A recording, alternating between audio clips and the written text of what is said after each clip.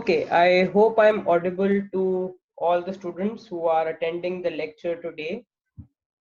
We continue with general equilibrium analysis, which we had started last time. So if you all recall, last time we had done the concept of Pareto efficiency. Okay, an allocation is said to be Pareto efficient if you cannot make one agent better off without making the other agent worse off.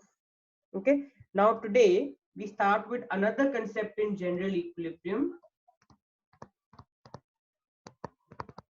We start with another concept in general equilibrium known as market rate.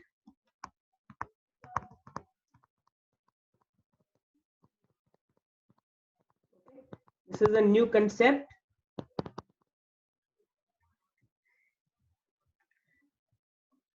Okay, so now in this particular topic, we will actually see as to what both the agents will actually consume. So now budget lines will also come into picture. In the Pareto efficiency topic, we were looking at the point where they will stop trading with each other. We did not talk about the point they will actually consume. We talked about the point where they will stop trading with each other. But in this particular topic, we will see what the agents will actually consume or what will be their demanded bundles. Okay, so let's first of all revisit buying and selling. In buying and selling chapter, which we had done in semester 3 of micro, we had talked about the concept of net demand and gross demand.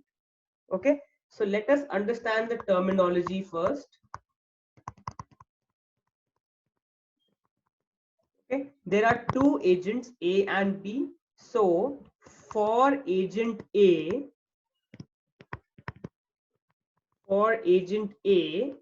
the gross demand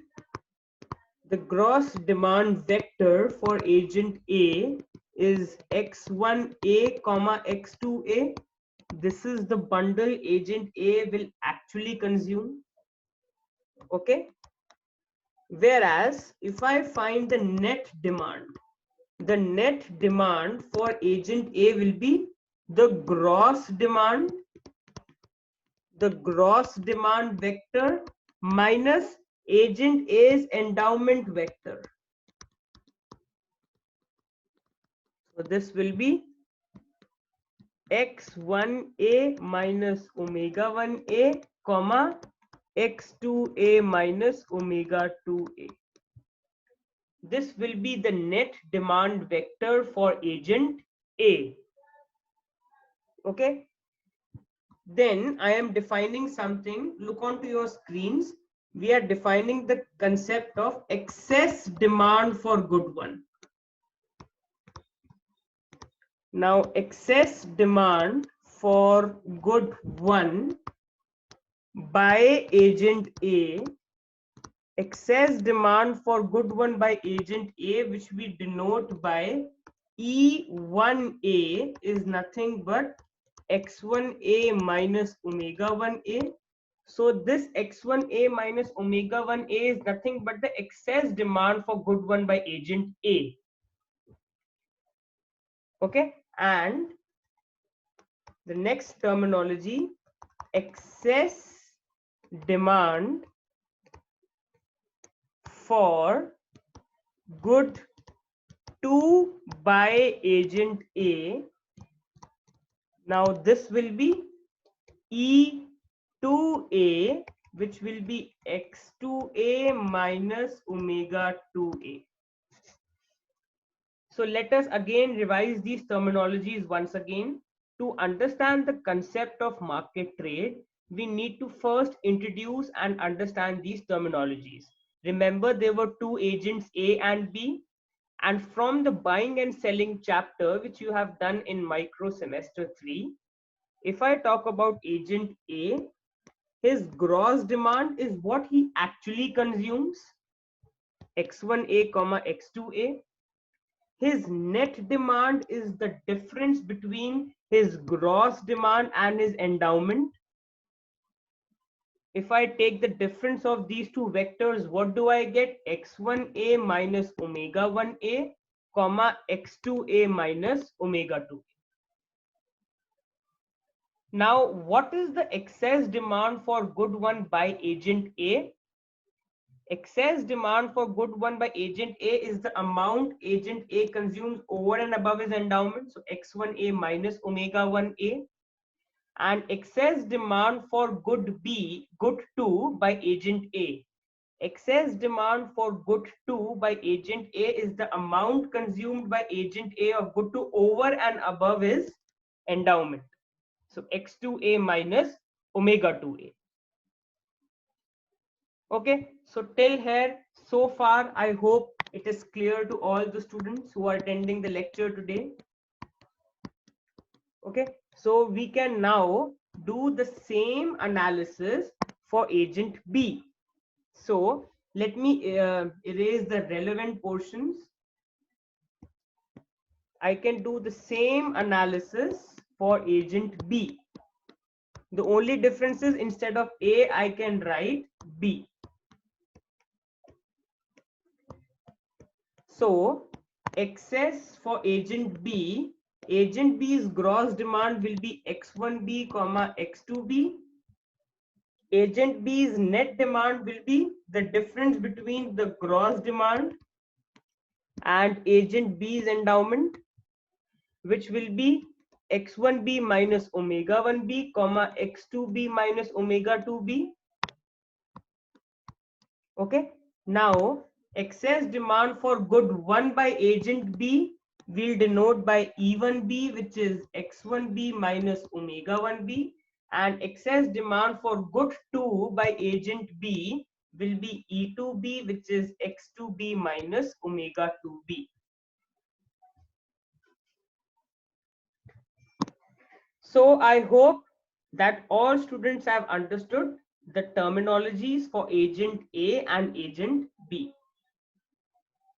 Now, we are talking about market trade. So let us now introduce the equilibrium price. So now, at the equilibrium price, P1 star, market for good one is in equilibrium. Market for good one is in equilibrium. When I say market for good one is in equilibrium, it means what? It means demand for good one is equal to supply of good one. Correct? The equilibrium happens only when demand is equal to supply.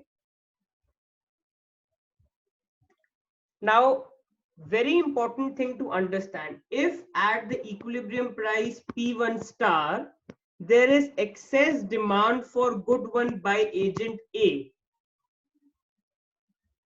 If at the equilibrium price P1 star, there is excess demand for good one by agent A, then for the market to be in equilibrium at the same price P1 star, who should supply good one to agent A? If agent A is the demander of good one, net demander of good one, then who should be the one to supply it? Agent. Who should be the one to supply it? Agent B.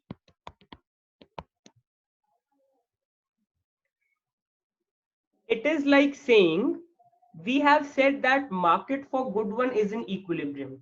Market for good one is in equilibrium means demand for good one is equal to supply of good one.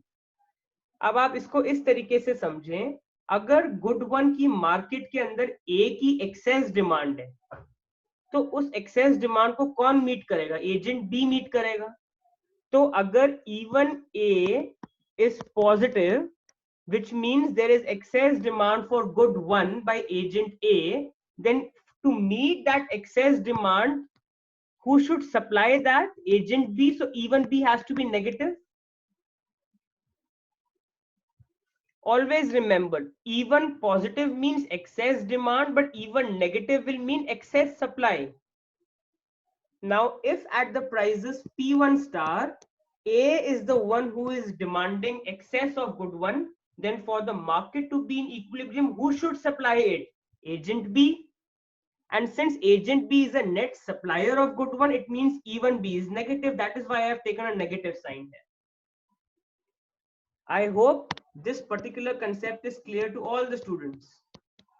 So I can write, therefore, E1 star into E1A is equal to minus P1 star into E1B, or I can write P1 star into E1A plus P1 star into E1B is equal to 0, or I can take P1 star common, E1A plus E1B is equal to 0. Now I'm defining another term. Define Z1 as the aggregate excess demand. Define Z1 as the aggregate excess demand for good one. Let Z1 denote the aggregate excess demand for good one. So therefore, Z1 is nothing but E1A plus E1B. Therefore, I can write P1 star into Z1 is equal to 0. Okay, so if I again explain the whole analysis to you, at the equilibrium price P1 star, market for good one is in equilibrium. Market for good one is in equilibrium means demand for good one is equal to supply of good one. That means suppose at the equilibrium price P1 star, agent A is a net buyer of good one. Then who is the net supplier of good one? If agent A is the net buyer of good one, then who has to be the net supplier of good one? Agent B. So if E1A is positive, then for the equilibrium to happen, E1B has to be negative. Because we are assuming there are only two agents in the economy, A and B. There is no other agent in the economy. The economy consists of only two agents. So if agent A is a net buyer or a net demander of good one, then who has to supply that to agent A? Agent B. So if E1A is positive, then E1B is negative. So I can write P1 star into E1A is equal to minus P1 star into E1B. So I can take everything to the left hand side. P1 star into E1A plus P1 star into E1B is equal to 0. I can take P1 star common. Inside the brackets, I have E1A plus E1B. So P1 star into E1A plus E1B is equal to 0. Now we define Z1 as the aggregate excess demand for good one. Aggregate excess demand for good one means excess demand for good one by agent A plus excess demand for good one by agent B. So I can write equation star, I can write like this, P1 star into Z1 is equal to 0. I hope all students are clear with this. Okay, now the same analysis I can also do for good 2. So now at the equilibrium price, now at the equilibrium price P2 star, market for good 2 is in equilibrium. Market for good 2 is in equilibrium means what? Demand for good 2, demand for good 2 is equal to supply of good 2. Now again, let's do the same analysis. Suppose at the equilibrium price P2 star, agent A is a net buyer of good 2. That means agent A has excess demand for good 2. Then at the same price P2 star, who will be the one who will be supplying that good to agent A. If agent A has net demand for good 2, who will be supplying that to agent A? Agent B. So minus E to B. It's the same logic which we had done for good 1. If agent A has excess demand for good 2, it has to be matched by excess supply from agent B. That is why E to B has taken a negative sign. I hope all students are clear with this. So I can do a similar analysis. Therefore, P2 star into E2A is equal to minus P2 star into E2B. I can bring everything to the left hand side. Therefore, P2 star into E2A plus P2 star into E2B is equal to 0. I can again take P2 star common. That makes it E2A plus E2B is equal to 0. Now again I define Z2 as the aggregate excess demand, for good 2. Z2 denotes the aggregate excess demand for good 2, which is my E2A plus E2B. Therefore, my equation star dash now becomes P2 star into Z2 is equal to 0. This is my equation 2.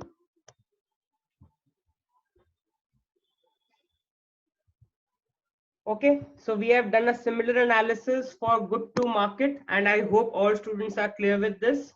So if I now see, now from equation 1 and 2, what do we get? P1 star into Z1 is equal to 0 and P2 star into Z2 is equal to 0. What does this mean?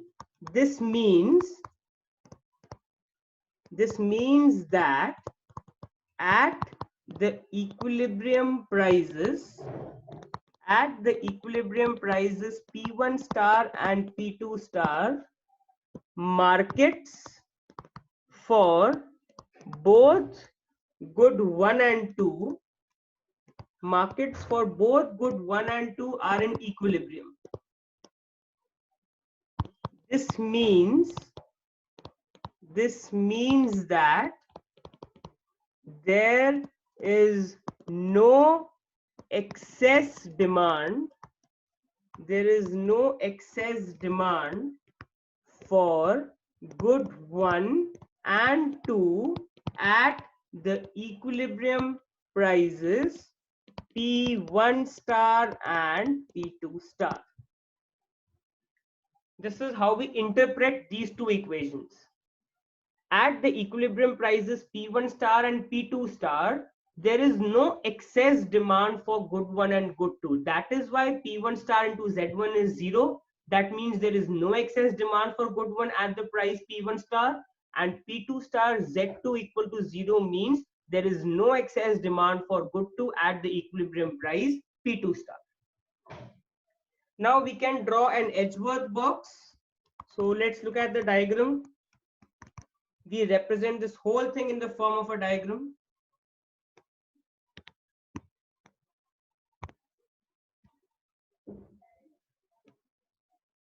So all of you can see the diagram I am drawing on the screen, and I hope all of you remember now how to draw the Edgeworth box. Origin of agent A, origin of agent B. Okay. Now we are doing the concept of market trade. Now we have the budget line.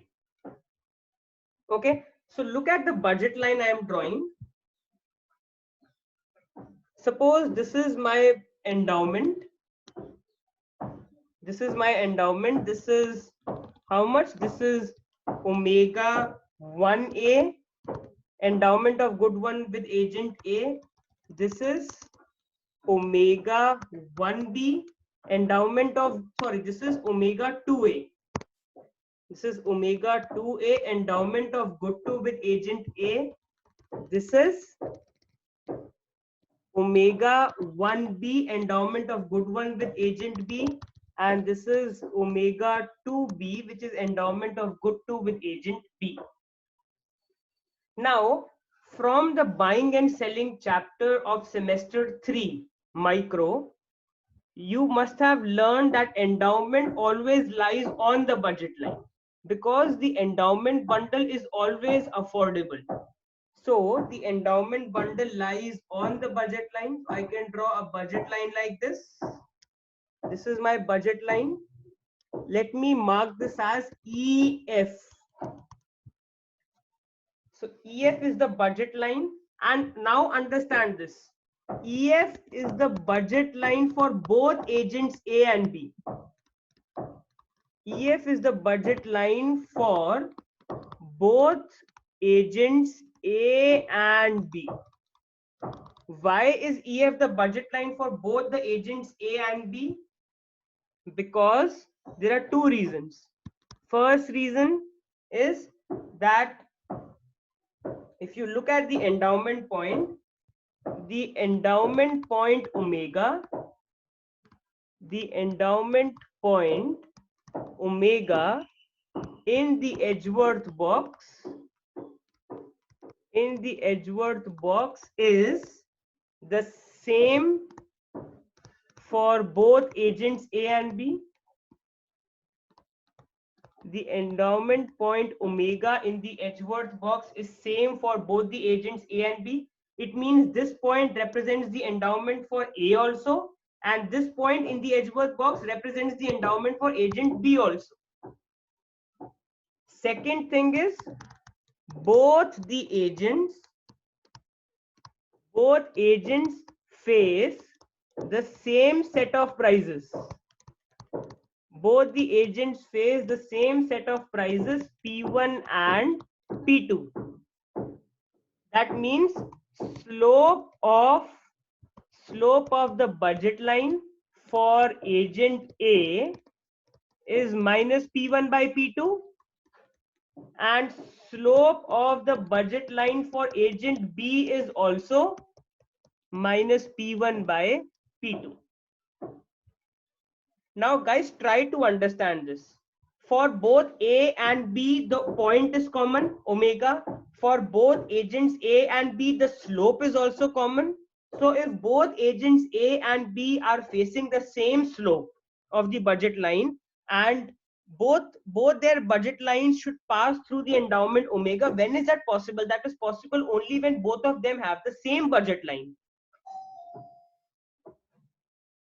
It is possible. See, there are two conditions. One is agents A and B should have the budget line passing through omega, and agents A and B should have a budget line with the same slope. Now, what is the line passing through a point with the same slope? The line itself. You can't have another line. That means both agents A and B have the same budget line. Now, another thing you must have seen, I have taken a point E here. Now, if I stretch it above, this means even though this point is affordable to agent A, but this point is not available. If you look at the Edgeworth box, agent A's origin I can further stretch. See, I'm stretching it upwards. Okay, I can erase the initial part now. This part all of us know. Let me erase this part and explain this concept to you.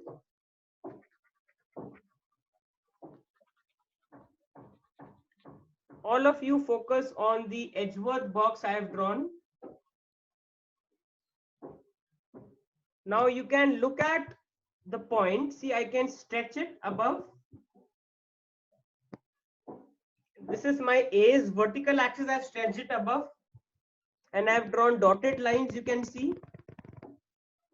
Now this point, even though A can afford this much, but this point is not available in the economy. So this part of the budget line is imaginary. It does not exist. because amount of good one available in the economy is constrained by this point. Even though A can afford this if I further stretch the budget line, but this point is not available. This point is not available in the economy.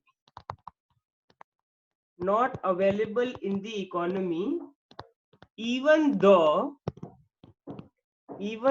agent A can afford this point. Even though agent A can afford this point. Okay, so this was another concept. I hope it's clear to everyone. So now let's move forward. So till now what we have done, we have located the endowment point and we have drawn the budget line EF, and we are saying that EF is the budget line for both agents A and B. Why? Because EF has the same slope minus P1 by P2 and it passes through the same point omega. Now suppose agent A is consuming at this point. So this is agent A's indifference curve. This is my ICA, and this is agent A's equilibrium, EA. And suppose agent B is consuming at this point. So this is agent B's indifference curve. This is agent B's indifference curve, which is ICB, and this is my point EB. All of you can see on your screen, I have located points EA and EB, and the term I've used is suppose. Will they actually do it or not? I am not commenting on it right now. I am saying suppose. Okay, this is my point EB. So EA is the point where ICA is tangent to the budget line EF. EB is the point where ICB is tangent to the budget line EF. Okay, so what do we see from the diagram if I do an analysis? So I can erase all this off now because we know all this. Let us now analyze the diagram.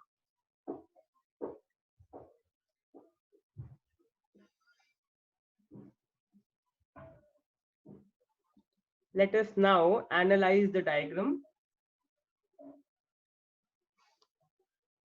So look at the observations from the diagram. All of us can see, if I talk about agent A,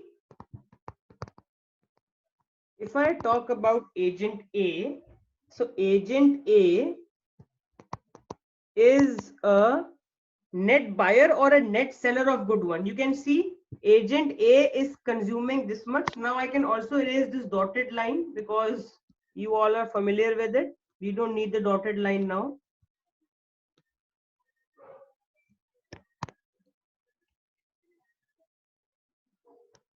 Okay, you can see this is agent A's endowment, but how much is agent A consuming of good one? This much. So agent A is consuming less than his endowment. So agent A is a net seller. Agent A is a net seller of which good? Good one. Agent A is a net seller of good one. Okay. If you look at agent B, abhi we are talking only about good one. Okay. So if you look at agent B, how much is agent B's endowment of good one? This much is agent B's endowment of good one. But how much is agent B consuming of good one? EB, you can stretch it to the B's axis. So this is my X1B. So agent B is consuming, if you look at agent B is a net buyer of good one.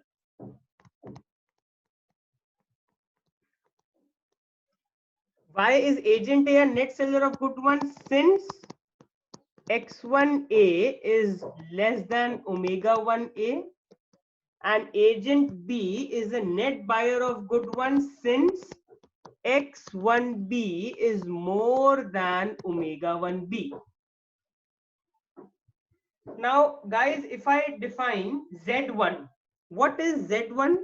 If you recall, Z1 is the aggregate excess demand for good 1. So Z1 is nothing but E1A plus E1B. E1A is X1A minus omega 1A plus E1B is X1B minus omega 1B. Recall Z1 is the aggregate excess demand for good 1, which is excess demand for good 1 by agent A plus excess demand for good 1 by agent B. Now, if you look onto the diagram, X1A minus omega 1A sign is negative because X1A is less than omega 1A, and X1B minus omega 1B sign is positive because X1B is more than omega 1. But you would be surprised if you look at the diagram, you will see that this is negative by this much, but it's positive only by this tiny amount. It means I can say that the negative dominates the positive. The negative dominates the positive. You can see in the diagram the negative term is by this much amount, but the positive term is only by this tiny amount. So the negative dominates the positive. Therefore, I can say, therefore my whole Z1 is negative. And when I say that Z1 is negative, what does this mean? This means, so when I say that Z1 is negative, this means that there is excess supply of good 1.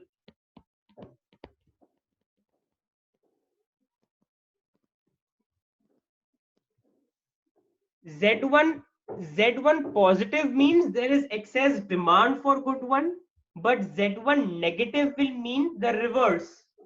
Z1 negative will mean there is excess supply of good 1. So this is my first observation. Now, if I look at the second observation, which you can see on the right hand side of your screen, this is observation 2.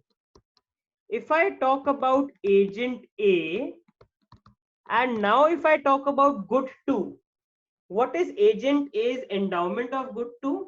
This much. But how much is agent A consuming of good 2? This much. So this is my X2A. So I can say agent A is a net buyer. Agent A is a net buyer of good 1 since, sorry, good 2. Agent A is a net buyer of good 2 since X2A is more than omega 2A. And if I talk about agent B, what will agent B be? Now agent B's endowment of good 2 is this much. But how much is agent B consuming of good 2? EB, you can stretch it to the B's vertical axis. This is X2B. You can see agent B is a net seller of good 2. Why? Since agent B is consuming less than her endowment of good 2. Okay, so now I can define Z2. What is Z2? Aggregate excess demand for good 2. It will be equal to E2A plus E2B. Now, what is my E2A? E2A is X2A minus omega 2A plus E to B will be X to B minus omega to B. Okay. Now, if you again look onto the diagram, X to A minus omega to A is positive. X to B minus omega to B is negative. If you look at it from A's origin, X to A minus omega to A is positive. If you look at it from B's origin, X to B minus omega to B is coming out to be a negative term. But you will be seeing that the positive is dominating the negative. So in this case, you can see that the positive term dominates the negative term. It is positive by this much, but it's negative only by this tiny amount.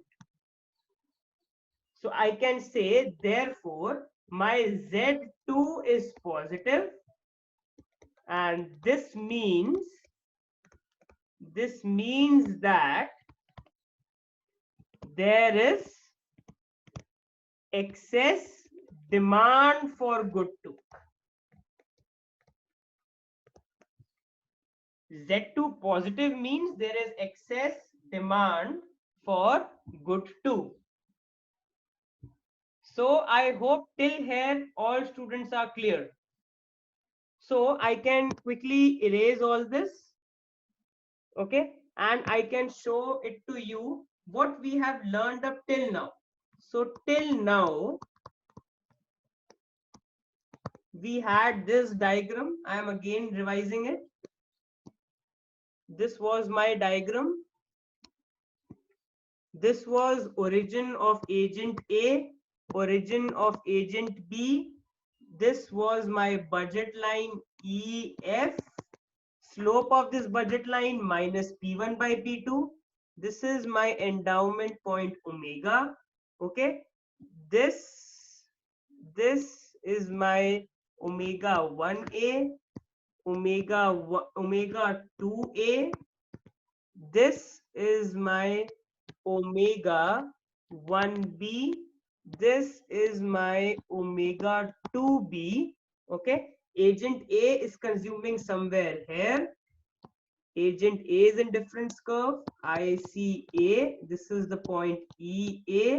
And agent B is in difference curve from B's origin. This is ICB. And this is my point EB. Okay. And what have we found out? We have found out, first thing we have found out till now is that Z1 is negative, which implies there is excess supply of good 1. And the second thing we have found out from our analysis is that Z2 is positive, which means there is excess demand of good 1. Good 2, sorry. There is excess demand of good 2. Now I ask you, whenever there is excess supply of a good, it causes the equilibrium price to fall. Excess supply creates competition among the producers and they start bidding down the price. And whenever there is excess demand, it causes the price to rise. Whenever there is excess demand, it will cause the price to rise. So excess supply of good 1 will cause P1 to fall. Excess demand of good 2 will cause P2 to rise. What will happen to the slope of the budget line? Slope of the budget line is minus P1 by P2. Now what is happening to P1? P1 is falling, but what is happening to P2? P2 is rising. So therefore, if I talk about the slope, my numerator is falling and my denominator is rising, which causes the slope to fall. Therefore, the budget line will now become flatter. Our budget line will now become flatter. So my budget line will no longer be EF. my budget line will now be more flatter. So I can draw another budget line. So I'm erasing all these points now.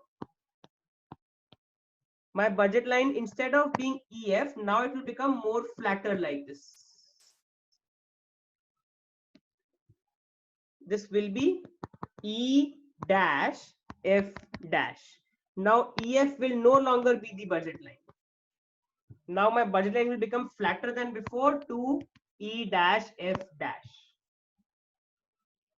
And on the budget line, now on the budget line E dash F dash, where will agent A consume? Agent A will consume where MRS of A is equal to the slope of the budget line minus P1 by P2. And where will agent B consume? Where MRS of B is equal to the slope of the budget line, which is again minus P1 by P2. Or I can say P1 dash by P2 dash because prices have changed. So agent A will consume where MRS of A is equal to minus P1 dash by P2 dash. Agent B will consume where MRS of B is equal to minus P1 dash by P2 dash. So what do we learn from these two equations? These two equations imply, what do they imply? These two equations imply that MRS A is equal to MRS B is equal to minus P1 dash by P2 dash. So that means my point of market equilibrium will be, this will be A's indifference curve tangent to the budget line. B's indifference curve will be tangent to the budget line also, and it will be tangent to A's IC also. This will be B's indifference curve. This will be ICB. And this point will be called the point of market equilibrium. This point will be called the point of market equilibrium, or this was given by Walras, so it's called Walrasian equilibrium. This point E will be called the point of market equilibrium or Walrasian equilibrium. You can see at this point E, the indifference curves are tangent to each other and they are tangent to the budget line also. So remember initially when I said suppose, that suppose will never happen. That suppose case will never happen. I actually started with the wrong thing to arrive at the right thing. It means if you look at the diagram, this case will never happen. The case which I had taken initially, which was that case? This case was A was consuming here. So what was my budget line? If you remember, initially my budget line was this EF, if you remember. And A was consuming here and B was consuming somewhere here, if you remember. This was EA and this was EB. You will see this will never happen. What will happen? Both the ICs will be tangent to each other and they will be tangent to the budget line also. I deliberately took something which is not possible to arrive at what will be the result. So this will not be the case. That is why, if you remember initially in the lecture, I had used the word suppose. It was just used to show you that suppose this case happens, what will it lead to? This will lead to excess supply of good one and excess demand of good two, which in turn will cause the prices to change in such a way so that the budget line shifts from EF to finally from EF to E dash F dash. Budget line shifts from EF to E dash F dash. Okay, the new budget line will still pass through the endowment. The new budget line E dash F dash will still pass through the endowment. Endowment is still affordable. And on this new budget line, both ICs will eventually become tangent to each other. This is ICA and this is ICB. Both ICs will eventually become tangent to each other. This will be the point of market equilibrium or Walrasian equilibrium. Okay, so this is my condition of market equilibrium. This is my condition of market equilibrium. This condition simply states that both the ICs should be tangent to each other. That means MRS of A is equal to MRS of B, and both the ICs should be tangent to the budget line also. That means MRS A and MRS B both should be equal to the slope of the budget line minus P1 dash by P2 dash. So this was the concept of market equilibrium. So very important to understand. There are some things which are very important to understand. Okay, first of all, you should not confuse with the concept of Pareto efficiency and market trade. So the two concepts are completely different. Pareto efficiency is completely different from market trade.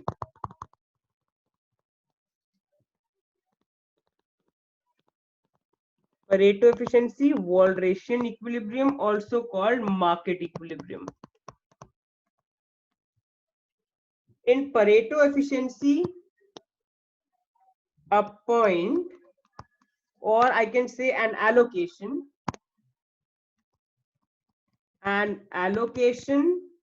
is said to be Pareto efficient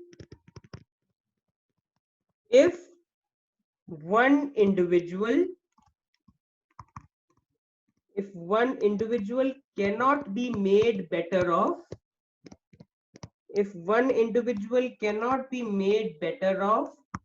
without making the other individual worse off.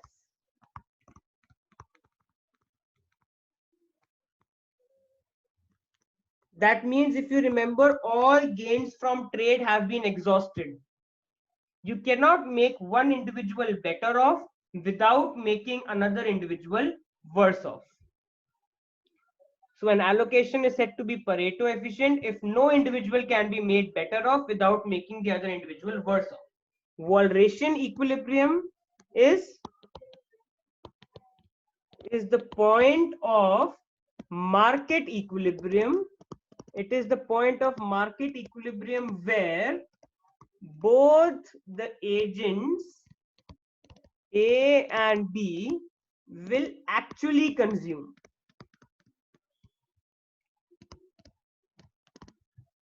Pareto efficiency talks about trade. When will they stop trading? Walrasian equilibrium is that point where both the agents will actually consume. To study the concept of Pareto efficiency, we do not need the budget line.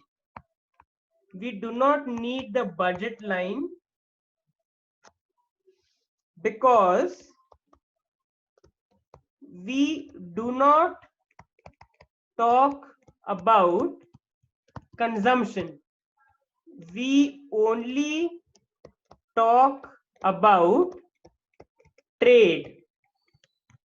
But in Walrasian equilibrium, we need the budget line because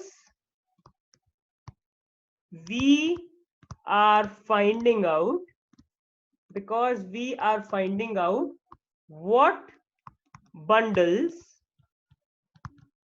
A and B will actually consume.